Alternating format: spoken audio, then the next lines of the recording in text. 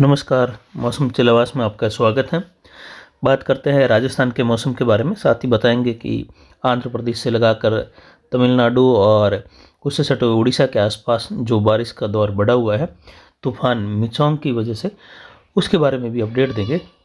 फिलहाल यहाँ पर देखें तो संपूर्ण राजस्थान में फिलहाल मौसम के शुष्क बने रहने की संभावना है। हालांकि उत्तर पूर्वी हवाओं का चलन बना रहेगा और भरी हुई आर्द्रता के कारण ओस की काफ़ी ज़्यादा मात्रा यहाँ पर देखने को मिलेगी। यानी आज भी काफ़ी ज़्यादा ओस गिरने की संभावना है और ओस गिर भी रही है, और कल भी इसी प्रकार घना कोहरा बना रहेगा और ओस गिरने की संभावना है।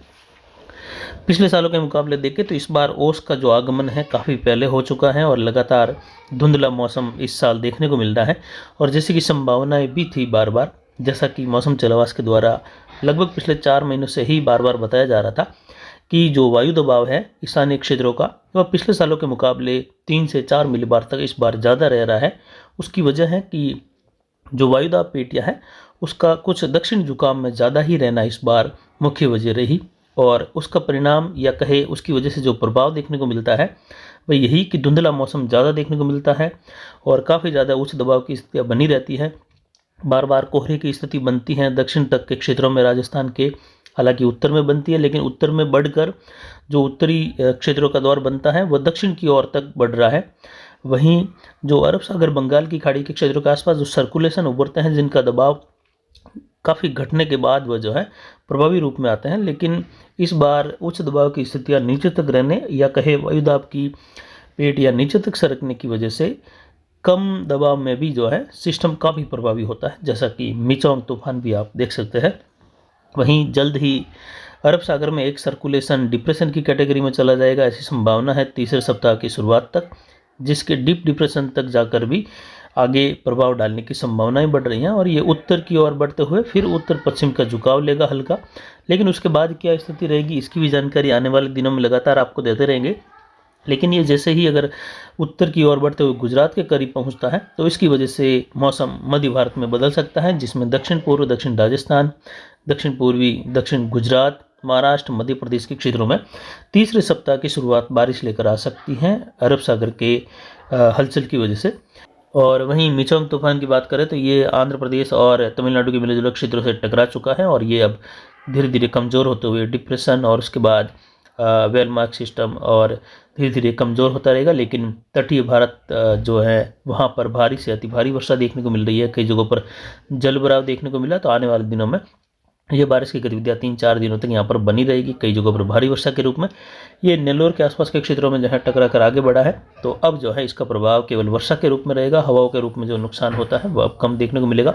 और वहीं अरब सागर में एक सर्कुलेशन बना हुआ है, जिसके अगले एक सप्ताह के बाद में जाकर ये मजबूत होते हुए उत्तर की ओर बढ़कर यह डिप्रेशन और डीप डिप्रेशन की कैटेगरी तक का सफर तय कर सकता है, जिसकी वजह से जो पश्चिमी घाट वाले क्षेत्र हैं या कहे पश्चिमी भारत के क्षेत्र है वहाँ पर कई जगहों पर मौसम बदल सकता है, जिसमें राजस्थान के दक्षिण पूर्वी मध्य भागों तक मौसम पाली और अजमेर संभाग से लगाकर कोटा, उदयपुर, बांसवाड़ा संभाग तक मौसम बदल सकता है तीसरे सप्ताह की शुरुआत में, दूसरे सप्ताह के अंतिम दिनों से लगाकर। और उसी दौरान एक WD का दौर भी देखने को मिल सकता है। यानी अगर प्रभाव रहा और उत्तर की ओर बढ़ा सिस्टम अरब सागर में बढ़कर, तो तीसरे सप्ताह में राजस्थान में WD प्लस अरब सागर वाले मिले जुले प्रभाव की वर्षा देखने को मिल सकती है, जिसकी जानकारी आने वाले समय में लगातार देते रहेंगे।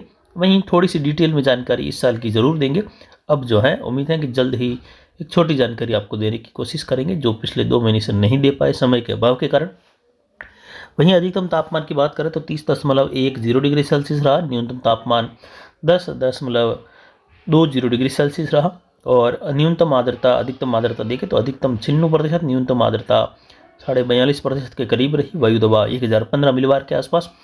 हवाएं उत्तर पूर्व से 6 किलोमीटर प्रति घंटे की रफ्तार, तो कभी कभी ये आसपास के ज़िलों में 10 किलोमीटर तक भी दर्ज की जा रही है और ठंड का माहौल बना हुआ है। पिछले सालों के मुकाबले देखें तो जो सर्दी का माहौल काफ़ी ज़्यादा बढ़ता है वह मध्य दिसंबर के आसपास से लगाकर दिसंबर के अंतिम सप्ताह में काफ़ी ज़्यादा देखने को मिलता है। लेकिन इस बार वही माहौल देखने को मिल रहा है दिसंबर के पहले सप्ताह में, नवंबर के अंतिम सप्ताह से लगाकर भी। तो ये काफ़ी बदलाव देखने को मिल रहा है। और ये सब कुछ जो है कभी कभार जब जैसे ही जो पश्चिमी जेड धारा होती है वो कभी दक्षिण से रखती है तो कभी काफ़ी ज़्यादा दक्षिणायन हो जाती है, यानी दक्षिण के झुकाव के बदले काफ़ी ज़्यादा असामान्य दक्षिण होना। इसी प्रकार कई बार जो है जो वायुदाब पेटियाँ होती है वह भी अपने जो नॉर्मल जो स्थिति होती है उसके आसपास से लगाकर सर्दी के दिनों में जहाँ ये शिफ्ट होती है उससे भी कभी कभार ये काफ़ी ज़्यादा दक्षिणायन शिफ्ट हो जाती हैं। तो उसकी वजह से उच्च दबाव की स्थितियाँ काफ़ी ज़्यादा बनी रहती हैं, और उच्च दबाव बना रहना यानी माहौल जो है ठंडा धुंधला ज़्यादा बना रहना, ये जो है उसकी वजह से या उसका प्रभाव देखने को मिलता है। और ठीक इसी प्रकार का मौसम देखने को मिल रहा है कि इस बार धुंधला मौसम यानी कोहरे की स्थिति, सुबह के समय में सूर्य का सही से न चमकना, यानी वो धुंध कोहरे की वजह से स्थिति बनती है, और ये स्थिति काफ़ी कम देखने को मिलती है शुरुआती दिनों में। हालांकि दिसंबर के अंतिम दिनों से लगाकर जनवरी फरवरी में इसका ज़्यादा असर रहता है, लेकिन अभी ये असर है तो आप ये समझ सकते हैं कि मध्य दिसंबर के बाद से लगाकर जनवरी और फरवरी में मध्य राजस्थान से लगाकर दक्षिण राजस्थान, उत्तर गुजरात, दक्षिण पश्चिम मध्य प्रदेश, इन क्षेत्रों में क्या हाल रहेगा आने वाले दिनों में।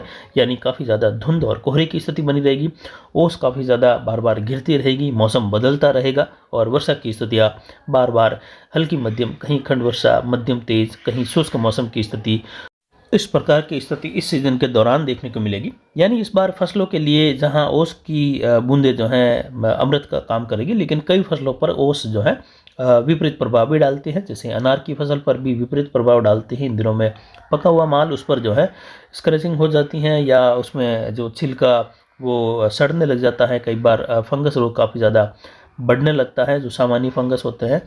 लेकिन जो जीरे की फसल है उसमें जो कच्ची अवस्था है या जो पहली अवस्था है उसमें कोई विशेष इसका प्रभाव या नुकसान देखने को नहीं मिलता, लेकिन जब जीरा फूल अवस्था में हो या उस पर दाना बन रहा हो उस समय ये ओस नुकसान करती है। लेकिन जिनके जीरे की फसल अंतिम दिनों में लग रही है, नवंबर के अंतिम से लगाकर पहले 2 सप्ताह दिसंबर के इसमें लग रहा है, तो उनके लिए जो है ये ओस कोई नुकसान नहीं करेगी आने वाले दिनों में, क्योंकि उस दौरान ये मार्च के अंतिम दिनों में जाकर तैयार होगा। तब तक ओस मध्य फरवरी के आसपास आकर जो है कम होने लगते हैं, लेकिन फिर भी ओस की स्थिति बनी रहती है। लेकिन जो पकाव अवधि है उस समय ओस का गिरना फसलों में नुकसान करता है, विशेषकर जीरे की फसल के लिए। बाकी अन्य फसलों में इसका नुकसान कम देखने को मिलता है। लेकिन गेहूं के लिए तो ये अमृत समान है, और गेहूं में ओस गिरना या गेहूं की फसल के लिए काफ़ी ज़्यादा लाभदायक होता है। तो ये कई फसलों के लिए लाभदायक है तो कई फसलों के लिए नुकसानदायक भी होता है, लेकिन वह समय के फेर के हिसाब से ही नुकसानदायक होता है। ज़्यादातर इसका अच्छा प्रभाव ही देखने को मिलता है। तो फिलहाल अभी की जानकारी के लिए इतना ही। आगे की जानकारी के लिए बने रहे हमारे चैनल पर। नमस्कार, जय हिंद, जय भारत।